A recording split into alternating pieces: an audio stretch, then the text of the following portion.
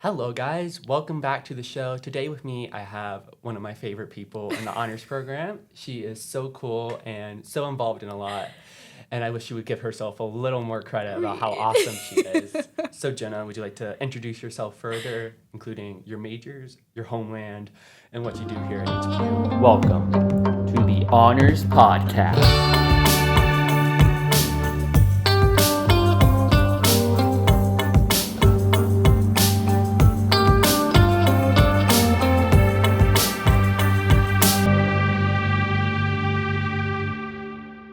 Yeah, Plus, absolutely. plus your favorite thing about being in the honors program. Oh, that's a good question. Okay, I love that you called it a homeland. That's so cute. I'm going to start using that.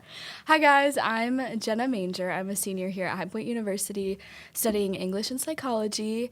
The future plan is to be a speech language pathologist. That's the end goal, hopefully, in private practice with some kiddos. We have to go to grad school first, but that's the end goal. I'm originally from Catonsville, Maryland, which is like a suburb right outside of Baltimore. And my favorite thing about the honors program, that's really hard. I think one of my favorite things is being able to dip my toes into a lot of different waters and still have support from everybody around me because of this close-knit community that we build in the honors program from the minute you step on campus as a freshman in Finch all the way up until you're a senior, wherever you are on campus. It's a really amazing feeling to be able to go all around campus or all around the community and explore different niches and still feel like you have someone that you can talk to about it. All right. Yeah. And then what have you ended up being involved in around campus? How much time do you have? Wow. Just kidding. I'm working on my confidence, so we're trying. We're trying to give myself some credit here.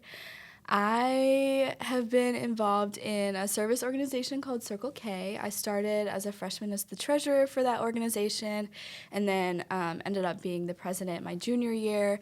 I also served on the district board for them as well for about 2 years, and that was super, super fun. I'm really, really passionate about serving my community, so it was a great way to find that outlet for me. I was also involved in a mental health organization called the Lollipop Effect here on campus. I was the secretary at first, and then I was the vice president. I'm a peer mentor. I love meeting the freshmen. It's one of my favorite things. Whether you're in the honors program or not, I love meeting the freshmen. And Really? yeah. Because everyone else is like, ugh, the freshman. Like the first month of school, it's like avoiding the plague. No, I don't know. I feel like when I was a freshman, my peer mentor, she was an honors baby too. And like having a peer mentor was one of the best things for me my first year here at High Point, especially my first month here at High Point, because I was 6 hours away from home and knew nobody. So I was terrified. And I came from a big school where everybody was kind of like in with each other, oddly, because we were a big class. But so like when I got here and there was over 1,000 students in our year, I was like, oh my gosh, what do I do? So it was really helpful for me to have someone to help me navigate. And I just want to be that person, whether it's like mentally or emotionally, or even just like, how do I get to this one academic building on campus? Like, what? So I love being able to help the freshmen in any way I possibly can. So I've done that. Oh my gosh, I've done that the 3 years that I possibly could. So sophomore, junior, and senior year. Yikes, I'm old. I am old. And then I was part of the student success office too for a hot second. Really? Yeah, so I helped freshmen enroll in their courses for the first time because that platform is a little bit scary, and getting your classes the first time is kind of scary. So I just helped them like figure out how the site worked. Trying to go through like all 4 years. Okay. And I would go to like meetings of a bunch of different orgs on campus just to like feel it out. Like Food Recovery Network and Botany Club and that kind of stuff too. Let's see. And now I am the secretary of PsyChi, which is the Psychology Honors Society here on campus. And I'm also a part of the, what are they called? Sigma Tau Delta. That's the English Honors Society here on campus. And I work in career and professional development. All of those people have my heart. I love them so much. So I'm a peer career advisor there, and I help students with their resumes, their cover letters, their LinkedIn profiles, all things professional, and just making sure that they have the outlet to be able to really land their professional footprint for employers and for employees that they'll come in contact with when they have a job. And I love it over there. I love career and professional development. So you've had a consistent trend of helping people and really wanting to help the people Yes. figure out their own stuff and journey. Yes. So that's really admirable of you, Jenna. Thank I'm glad you, you got Reed. that going for you. So since you like helping the young, let's look at your younger self. So as a kid, what was your favorite TV show, movie, or book series that you loved? Oh my gosh. Okay. I should probably say first, 9 times out of 10, if anybody asks me if I've seen a TV show or a movie, the answer is no. When I was younger and even now, like I just didn't watch a whole lot of TV. Yeah. And it's a downfall of mine. It really is, because people are always so shocked that I haven't seen certain movies. Like Home Alone, of course I've seen, but there's one Christmas movie that's like super The well Christmas known. Story? No. Oh my gosh. See, like this is terrible. Have you seen A Christmas Story? Yes. Okay. Yes. It's with the moose mug. Oh, Christmas Vacation? Yes. Yes. So I watched that for the first time this past December. It's 2025, people. Yeah. So my favorite movie when I was younger was Tangled. Loved Tangled. Pascal was my favorite. Yes. He was my favorite. That movie does seem like your spirit animal for some reason. Read. Okay, I could see that. Yeah, Tangled Okay. was the first movie I saw in theaters. Like I remember it vividly. Really? Yeah, Oh my grandma gosh. took me. It was like a whole thing and special treat, and I was like, oh Yes. my gosh, popcorn. Oh my gosh, and, like I didn't really The whole understand. thing. Like I didn't. I was so young. Like I didn't understand like what Disney was or like Disney princesses. Like Yeah. it was a standalone movie in my mind, and it was so good. So good. I love that movie. And what's the restaurant they go to? Like the Ugly Duckling? The Ugly Duckling. Yeah. The Ugly Duckling. Yeah. Loved that. Loved that. I could recite that movie. We would sit in front of the TV and watch it over and over and over again. Maybe that's why I haven't seen a whole lot. Because once I found something that I liked, I just stuck with it.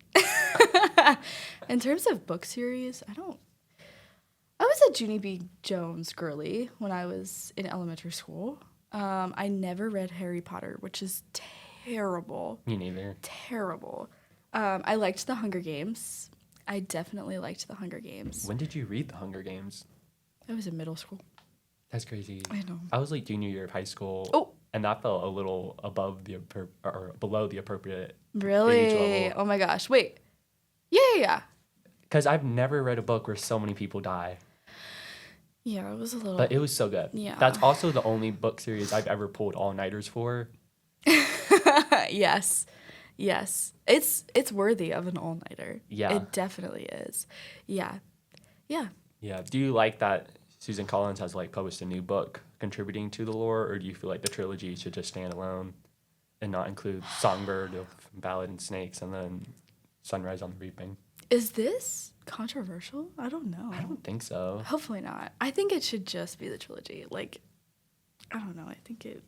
Yeah. I don't know. I normally agree, like, don't Yeah? continue franchises after, like, they've done a good thing. Right. But Ballad of Songbirds and Snakes, the book was really good. Was it? I loved it. But just Okay. because everything talked about in that book was never talked about in the original trilogy. Okay. Yeah. Whereas, like, Sunrise on the Reaping is all about Haymitch's Hunger Games, which is, like, Katniss Everdeen's, like, mentor in the trilogy. And we know what he did in his games. Like, it was part of the main trilogy plot. So, right. like, Yeah. people go into it reading knowing what's going to happen. Yeah. So it's an interesting phenomenon in your society, like kind of what you were saying of once you find something, you stick with it. Yeah. People like want things they're familiar with and like are comforted by it. Definitely. So they don't want to like go into something brand new. Like they want to read something that they know is how it's going to end. Maybe I'll pick it up then, since you're speaking pretty highly of it. Maybe I'll have to pick it up. Maybe. Yeah. I've been seeing good things about it, but Okay. I don't know. We'll have to see. We'll have to see. We'll have a book club episode. Really? Yeah. Gonna come out. Yes. Oh my gosh, I love that. Absolutely. So it was fun. Since it is your spirit animal, Tangled is, how would you say it's influenced you as a person? Oh my gosh. This goes back to the confidence thing. So my academic advisor, somehow I got really, really lucky, and I have Dr. Lepowski as my academic advisor. Lucky. I'm very, very lucky. I'm very, very lucky. I love her so much. And one thing that we have been working on, honestly, since sophomore year, has been my confidence, because I don't like to give myself credit. I don't like to tell myself that I've done a good thing, or like talk about myself. I don't know. I kind of cringe when I have to talk about myself. So, but we're getting better. We're getting better. Tangled, now, like, thinking about it, she was kind of a go-getter and, like, went against her stepmother and decided to just go off on her own and do what she wanted despite these, like, super concrete rules. I am in no way a rule breaker. Let me just put that out there. But she had to gain the confidence to go out and, like, be her own person. Yeah. And, like, she was well of age to be able to go out into the garden and, like, hang out with Pascal for a little bit instead of being locked in a tower. So, I don't know. I guess that's where some of the confidence comes in. I should think about that from now on, actually. Be like, Yeah, but you're also kind of similar in that she didn't go out until she was 18. Yeah.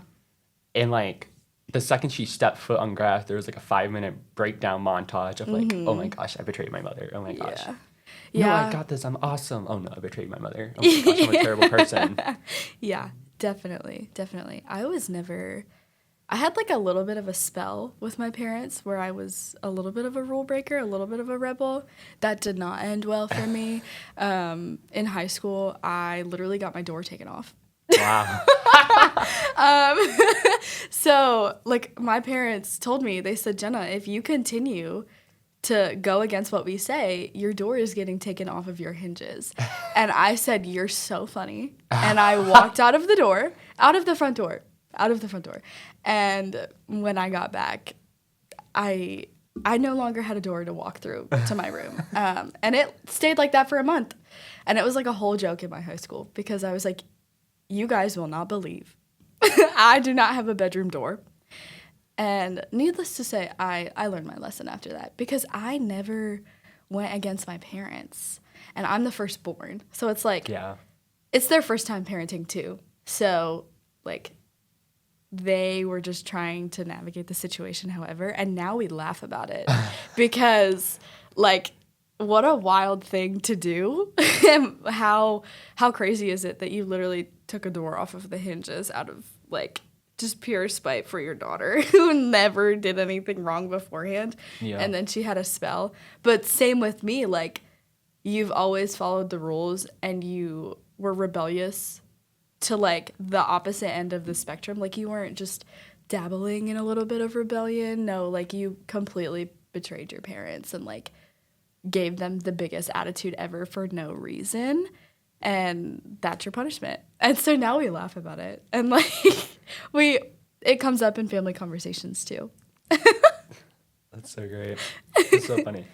I never had any doors in our bedrooms growing up. No way. So it was Wait, always really? weird to me when I found out that, like, having a bedroom door is, like, a thing. And, Wait. like, your gateway to privacy. Like, in my house, it's all, like, bead curtains, literally. Reed, let's explore this. You're kidding. No. You never had a door. I had it from, like, 1 to 5. It got taken out just because it was, like, broken from, like, the toddlers Okay, running around and, yeah. like, breaking the door. Yeah. And, like, it just wasn't worth replacing it. And, like, Fair. privacy is not really a thing. Oh my gosh. Okay. So you had, like, the bead curtains. Yeah. It was, I like, know the either a ones. bead curtain or just, like, a sheet hanging from the, Okay. like, a rail. And you just, Yes. Okay. So my cousin had that bead curtain. It had, like, the biggest, like, gem stones on it too. You know what Yeah. I'm talking about, like the chuggy plastic, like Yes. stones that were this big, and then like the little beads. That's what I'm imagining when you say that. Yeah. Hers was pink. I'm sure yours wasn't pink, but No, ours was green and blue. love that. Yeah, and like I shared a room with my brother too, so I've Okay. had a roommate most of my life. So it Yeah, was fun. that was an experience too. Having a roommate, that was a time. Yeah. Honestly, it was a good lesson though. Like That's I fun. never realized how self-aware I had to be when someone else was like in my space too. And I've had the experience of the opposite. Really? Because I have my own room right now Okay. by accident. Uh-huh. And I don't know what to do with myself. Like, I'm used to having the self awareness and be like, everything has to be clean and put away. And now all my clothes are just laying on the other bed that are not supposed to be over there. Dorm rules, you can't leave stuff on the other side. Yeah. But Yeah. it's like, no one's here. Throw my pants over there. Honestly, use the space while you have it. Yeah. But I'm still like, oh my gosh, I'm such a messy person. I've never been this way before. That was so fun. Anyway, continuing our throwback, conference throwback. So, Lord Drop, me and Genna Manger went to an honors conference last year. It was a year ago this week. This week? I'm coming up on the memories now. And we were in Jacksonville, Florida. We got to the airport like 2 days ago last year. At 5 in the morning. At 5 in the morning. What a time. What a time. And I remember meeting you and be like, dang, this girl is so cool. She's like making all her food reservations and like navigating Yelp reviews. I was like, this is an adult right here. One thing about me, I love Yelp. I love Yelp. Yeah. Yes. And Jenna took us to some good restaurants. They were good. And we had a really nice conversation that I think about often at one of the restaurants was how do you treat waiters? Oh, yes. So I wanted to ask you, because me and my friends have this theory that everyone should work in retail or food service at least once in your life because great life skills and just like respect and sympathy are gained for it. Yes. So I was wanting to know what your thoughts were on that. Yes, that's such a good question. My first job was actually in food service. Yeah. And I think it's so beneficial for so many people to have, like you said, either food service experience or retail experience, because it does teach you how to interact with each other and how to be self-aware in like spaces, and how to curate not your needs but other people's needs, and it allows you to take on like this responsibility that you wouldn't have thought about either, which is really great. Definitely in the food service, probably in retail, like I don't know, Black Friday, but like learning how to like consume yourself with ease and navigate situations with professionalism when it's super chaotic and super like fast and it's like a crazy environment. Because if you portray yourself as like stressed or mean or upset or like conflicted to somebody else, it's gonna come back on you. And it's like it's good practice to be a civilian in this world, to either have that food service experience or that retail experience, because also like it teaches you how to treat other people. Like it teaches you how to treat all other kinds people. of different people. Yes. Was what I learned. Because like growing Definitely. up in like school or just like your family, friends, like they all know are only a certain type of people. Food service and retail, you meet every single type of person within a Yes. community. Yes. And like you learn how diverse people truly are. Yeah. And like all different types of economic backgrounds, ethnic backgrounds, and all this different stuff. Like just different states people come from. Like my experience was working at Publix and then also like in a restaurant when I was 14. And it was like, Bless your heart you for learn, that. yeah. I learned how different people are and like just like the specific type of people my parents were friends with. I was like, Yeah. wow, this is so cool. So many different type of people and like loving and respecting them. But then also learning emotional stamina, like maintaining that professional attitude over a 7-hour work shift. Exactly. Has also been really valuable. Definitely. One thing that I take away from both of those experiences that I've had working is like how to have a conversation with someone you don't know. Like starting something of a conversation like out of the blue, and how connected people can be just by random. Like, I was a senior in high school, and I was wearing, this was during COVID, so I was wearing a High Point University mask because I was going in the fall, and I would have people come up to me and say, this was when I was working in the food industry, like in the restaurant business. They would be like, oh my gosh, like, you're a student at High Point University. I graduated from there. I'm an alumni. Or, oh my gosh, my son or my daughter is going there. Or, oh my gosh, this is so exciting. I've heard so much about your school. Like, tell me more. So anything can be a conversation starter, which is really, really awesome. I met someone in my year. Can I say that online? Yeah. Like, the person? Sure. Okay, so I met Nate Hohense. Oh my gosh. Yeah, because we had a crossover of connection. So he's from like the more southern part of Maryland, and we somehow met each other because I was wearing a High Point University mask, and his mom spotted me and said, oh my gosh, you are either going or you are from High Point University. My son is going to be there. And so we started a conversation, and then we realized that we were both going to be in the honors program, and that we were both incoming freshmen, and we were both from Maryland. And I just saw him yesterday for Onyx Ball. Onyx Ball is like the senior prom of college. Yeah. And it's just like, I had this realization yesterday of, oh my gosh, like Nate Hohense was the first person that I met from Maryland purely because I was wearing a High Point University mask. And like, look how far we've come from now. Yeah. Or from there till now. So yeah, just like being able to start a conversation out of literally nothing with someone that you don't know is really, really valuable. Yeah. Yeah. I like worked as a cashier at Publix was my job. And if I ever got bored, like you have to talk to them like extensively. Yeah. And if I ever got bored with like my routine script, like, hello, did you find everything you needed today? Mm-hmm. I would start asking them philosophical questions. I would start be like, so what advice do you have for a sophomore college student who doesn't know what they want to major in? And I got some really fun answers out of that. I would only ask it when it was like slow and there's no one else in line. If it's in line, it's just like, it's go, go, go. Yeah. Rush hour is crazy. Definitely. Yeah, that was fun. Oh, that was so cool. Such great lessons. And if you haven't worked in retail, go get yourself a job. Do it.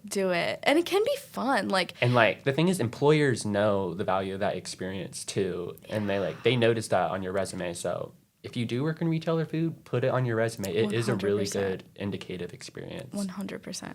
Yeah. And then the last throwback I have for you is your freshman year colloquium honors challenge photo. Which one? Wait, Reed, you do not have this. Yes, I have access to the entire archive. I'm so scared. This one's funny. Which one do you have? You did Meet Your Professor Challenge. Professor Bowman, Annabella, and I love jumping into Spanish to start the morning. Exclamation mark. Oh my gosh, I know this picture. I'm wearing my palm frond pants. Yes. And the High Point University mask. Yes. So this is Profe. I love him dearly. Annabelle used to be in the honors program, and she went to another school. She's doing amazing, and I love her so much, and we're still really, really good friends. We ended up being roommates our sophomore year, but we met in this Spanish class. Yeah, I love that picture. I still have that picture, too. That's so great. Yeah, normally everyone else, forgets, and I'm, reading their quotes, and they're like, who said that? I was like, you. Oh my gosh. It was fun. Do you have any other fun memories from freshman year or your impression of Dr. Hedman, our director especially? Oh my gosh. I remember the first colloquium that we had, and we're in this big room with all of the honor students, and I'm like, wait, I've seen that person before, and I've seen that person before. That person lives on my floor, but I have no idea who they are. And I went in a colloquium what is this class going to be for the entire semester? Yeah, no one knows. Nobody, you're not told, anything. And I just remember Dr. Hedman standing up there. I can't remember if he was in a salmon blazer or not. If you are an incoming freshman, you will understand the salmon blazer. You will understand it. It's a whole thing. And we all love the salmon blazer. Let's be so for real. But it's a statement for Dr. Hedman. And he started colloquium with this song. It's the song. I don't even remember what the title is of the song, but you know the beat to it. I don't even. The jazzy one? Yes, it's the jazzy one. It's like dun, dun, dun, dun, Yes. dun, dun, dun, Yes. dun, dun, Yes. dun, dun, dun, dun, dun. Yes, and so that was going on, like that was playing while we were coming in, and he continued to let it play while he was up there like tapping on his computer, and then he was like, "Okay, hello everybody, we're gonna stretch," and I was like, "What? I thought we were learning." Something here. We're stretching. And so we all get up and we start stretching. We do like a little pencil tower pose and we're breathing in very deeply. And I met Dr. Lepowski there. And yeah, that was my very first colloquium because she was there too. And I was like, wait, this is kind of cool. Did I walk out of that first colloquium like I still don't really know what we're doing in this class? Yeah. I was like, I don't know the purpose of this class yet, but I think I get it. That we're just here for 1 hour once a week to debrief. Right? Like that, this is that, this is that. And I was like, so we're going to do this all semester. And we did it all semester. Yeah. And it was great all semester. Guys. Yeah, I remember my first colloquium. Yeah, freshman year debrief. That makes me think of the one success coach class we had where Hedman was like, guys, I know you all hate your success coaches right now, but let me explain to you what their job is and what your job is going to be and going to meet with your success coach. Yeah. And like, we were all just like so shocked that he like dropped that bomb because like no one told him, obviously, but he knows. Yeah. He knows these things. Dr. Hedman knows the lore. He knows the lore. And you gotta love him for it. I don't know how he knows all the lore. He's such a busy bee. Yeah. I tell him that whenever I see him. I'm like, you're such a little busy bee. How do you have time to do anything? Yeah. The Hedman Hive. The Hedman Hive. Yes. Yes, definitely. Oh, that's so fun. Yeah. I used to think he had a twin for a second. Because, like, how could one person do all this stuff? Honestly, yeah. And that was like a plot twist in one of the books I was reading. Is like there's this one spy who was doing so much and like in two places at once because he was actually two people. Because he was actually two people. Yeah, it's so fun. All right, we're back to the present. Back to the present. In the now. You are a senior as an English and psychology major. Yes. How did you find this dream of being, what was it, a speech pathologist for children? Yep. So what is that job and how did you decide on this is what I want to do? Okay, so speech language pathology is a whole whirlwind of things, honestly, which is why I love it so much. The baseline of it is that you're teaching kiddos how to communicate in ways, whether it's language or some other form of communication. So let's say you have some troubles with some syllables, like you can't say your R's or you can't say your S's. You would go to a speech language pathologist and they would help you work out that kink. Or it could be like saying really long words or really long sentences. Sometimes kiddos get tripped up and all of their words mesh together. So that's like the baseline of a speech language pathologist, is being able to articulate or like pronounce is a better word, any forms of speech, like actual language. But there are also kiddos who have some kind of developmental delay or some kind of developmental, the word that we say is like developmental difficulty. So this could be autism, cerebral palsy, this could be Down syndrome, anything like that. Kiddos have a little bit of a harder time speaking to people. And some of our children are nonverbal, so they don't have that ability to be able to communicate like you and I can. So they need some other way to get out their emotions or their wants. So we have, they're basically like picture boards, and it allows them to like point and indicate what they want. So that's another thing that we work on with as like a speech language pathologist, is finding new ways for children to communicate when they can't actually speak. So that's like the first umbrella. The baseline is articulation and pronunciation, and then the umbrella of that is just like formal language and communication. The other side of that is also feeding. So speech language pathologists help children more so than adults, but also adults too, with any kind of like feeding techniques, such as like anything that's going on here. Like if you're having trouble consuming thin liquids, like let's say you're coughing a lot when you're trying to drink water. So the speech language pathologist's job is to figure out why that's happening and to figure out why, like, or how we can fix it. Same thing with food. If you're having trouble with certain substances, like really chewy stuff or like really, really soft stuff, for some reason the oral cavity, something's going on and it's hard for you to ingest and get your nutrients, that's our job, is to figure out why that's happening and how to fix it and help you so that you can grow big and strong, right? So that's the other side of speech language pathology. Not a lot of people know that the feeding side is part of speech pathology.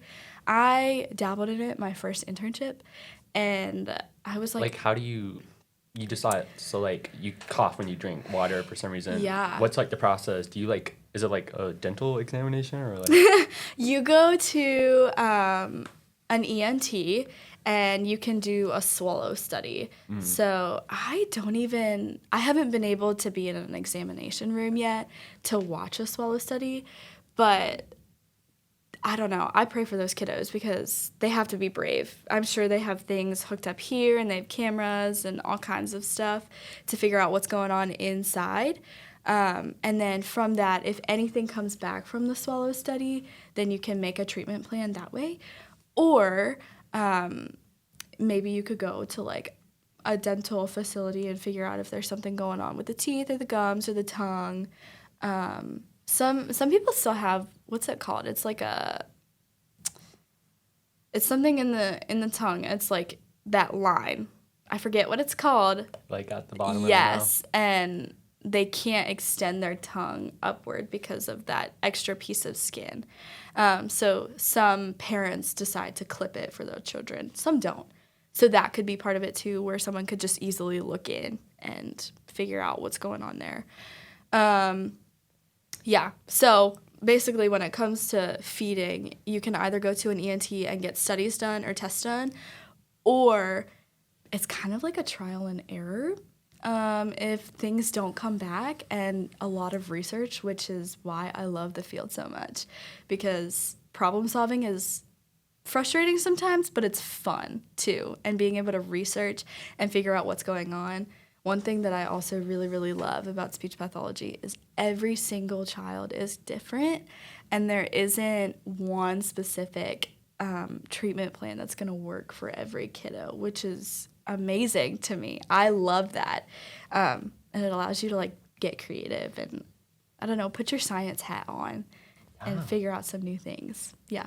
That's great. And you want to work more on the speech in a private practice? Yes. Yep. So in grad school, I'll be able to work with both kiddos and adults. My heart is definitely with kiddos right now. Of course, I'm open to adults. Adults are cool too, but I think the end goal is still kiddos. And I would love to do articulation and pronunciation, and feeding is like a secondary thing to me. Like, that's not my mega passion, but I think it's still really, really cool. So it's definitely not on the back burner, but it's not as fun to me as pronunciation is. Yeah. That was fun. And then how did you discover this dream? Okay, so going into college, I had my heart set on being a clinical psychologist in private practice. So one thing stayed the same, that I wanted to be in private practice. So that's good. But I realized probably the middle of my freshman year that there was no way I was going to be able to separate home and work life. There was just no way. I knew that whether I was with adults or kiddos specifically, anything that was said to me in private practice, like in confidentiality, I would probably take home and think about, and like my heart would hurt for them. And I don't think I would be able to turn that off. I'm definitely an empath, and it can hurt me sometimes. So I was like, oh my gosh, I'm not going to be able to separate my home and work life. I'm going to be working 24/7 even if I'm not actually in the workplace. And that was really, really hard for me because I had my heart set on it for years, and I thought that that was 100% what I was going to do, and I love being able to help people. I've always loved helping people, and I've always loved being that shoulder for someone to cry on. So then I needed to cry on somebody else's shoulder when I was like, oh my gosh, I can't do this with my life. So Annabelle, actually, who was my roommate sophomore year and one of my first friends here in the honors program, outside of Nate, of course, she and I went back to her house in Colorado.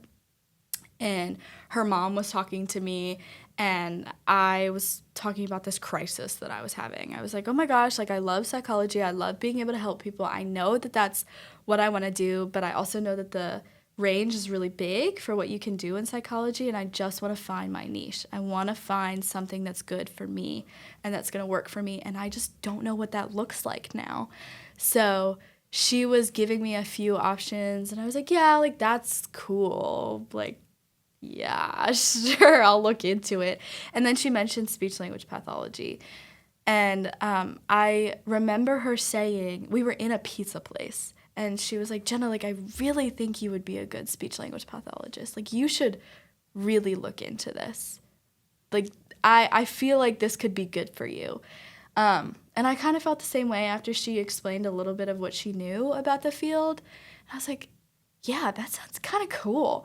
So that night, I was in her house. We went home, and I researched, and I was like, this is actually really cool. Like, I could do something really fun with this. And then I found out that a family friend of ours is a speech pathologist, and then I found out that she's world-renowned, and I was like, oh my gosh, hello, celebrity.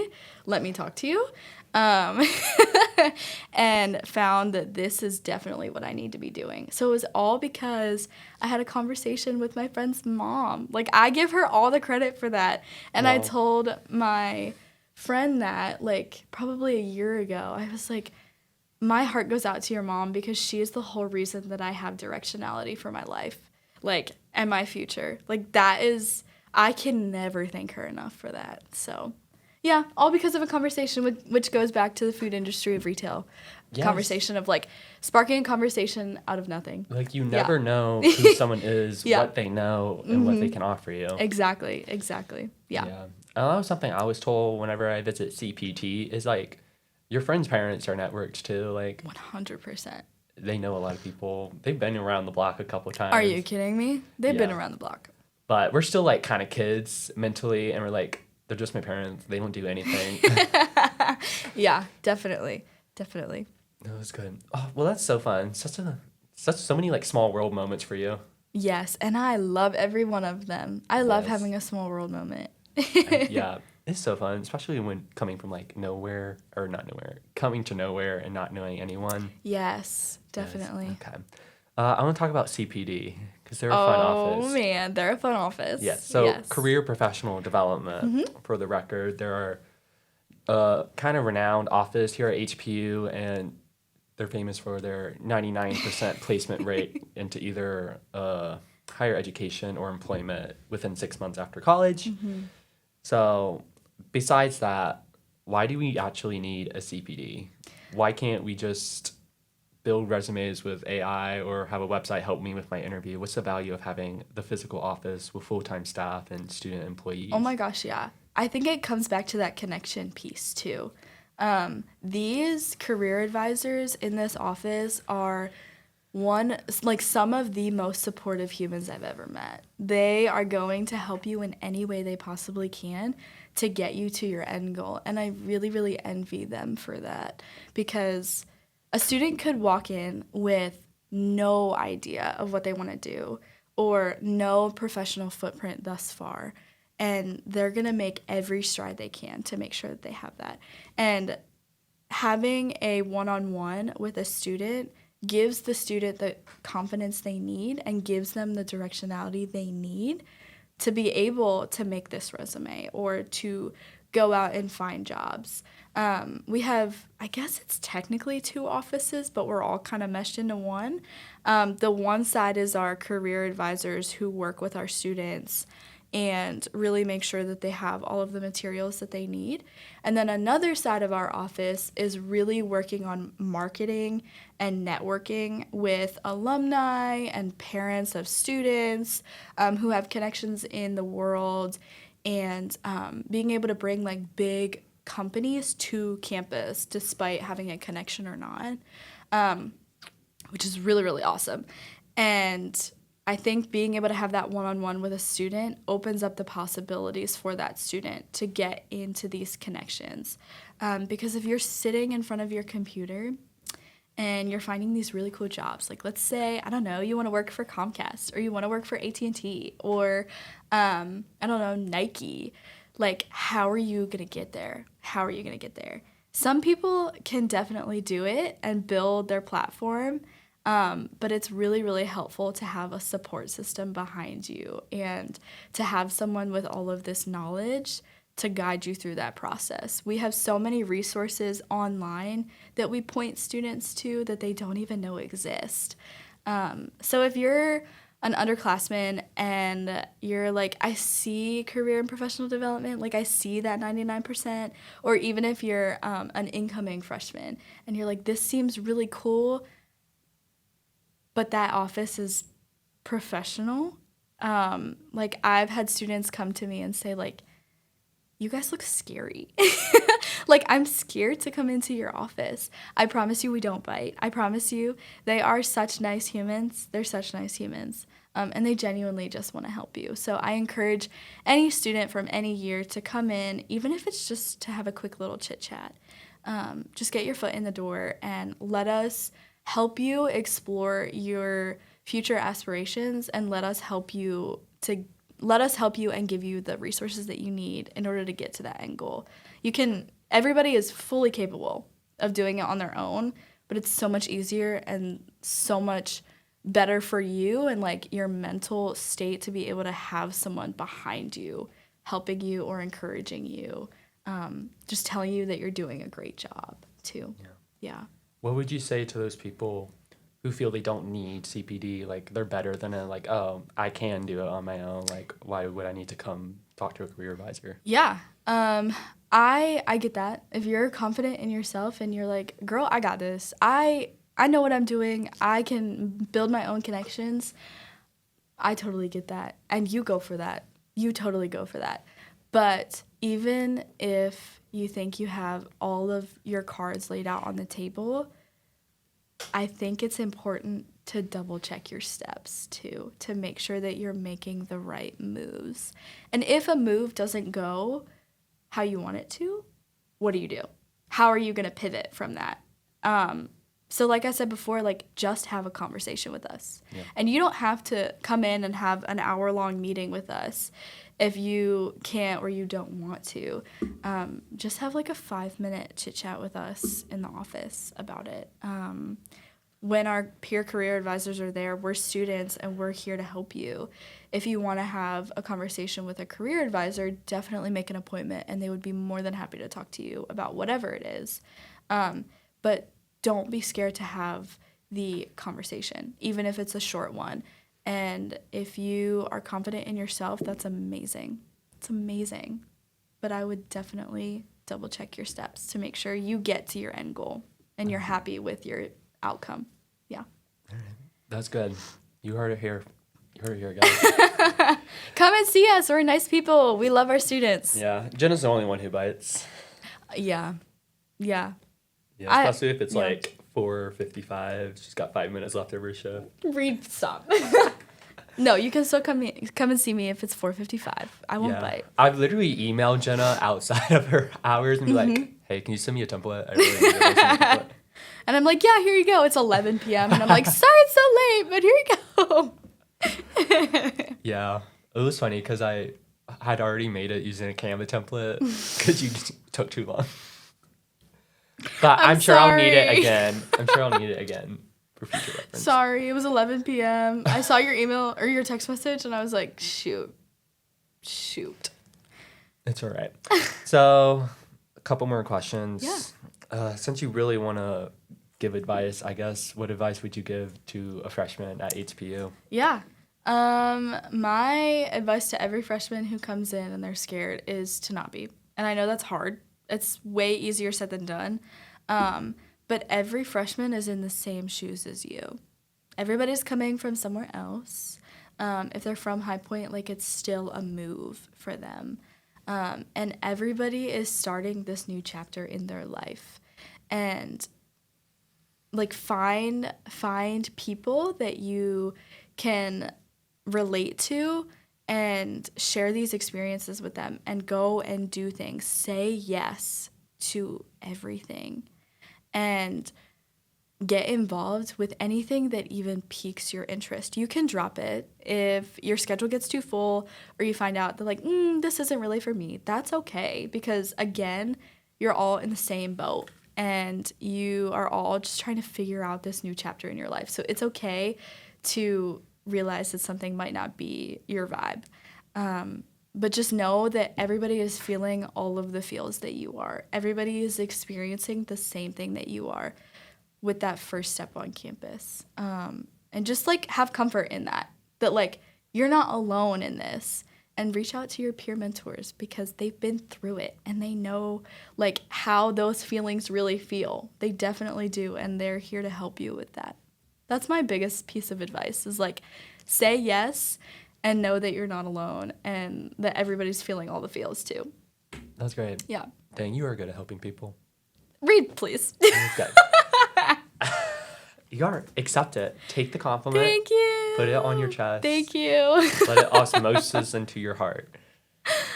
Because I used to be the same way. People, Yeah. because like someone gives you a compliment and they're like, oh, stop it. They physically brush it away. So something I was taught is Guilty. like grab it physically and like Yeah. take it. It's Yeah. hard. I'm guilty. It is You take hard. it.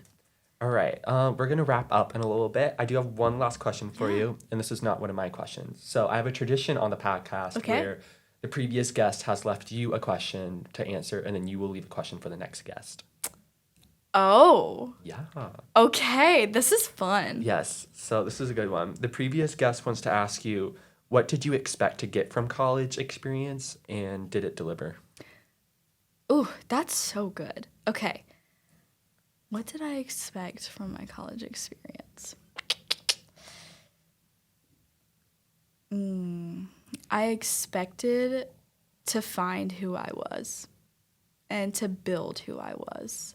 That's something that we talked about in one of Dr. Hedman's classes, actually, is that college is not to get the degree and be an expert in whatever major you decide. That's part of it, right? But it's not all of it. College is definitely a place where you are living on your own and you're figuring out who you are, and that's really, really valuable. So I definitely found who I was, but I still have some learning to do, of course. And I think this university and the honors program also like really delivered and gave me the materials that I need and the resources that I need to be able to get adventurous and go outside of my bubble and try new things and take a risk. So I definitely found who I was at my core and who I'm not at my core too. And I learned a lot of lessons. So I definitely think that HPU has delivered with that. All right. Yeah. Thank you so much for sharing, Jenna. And it was such a pleasure having you on the episode today.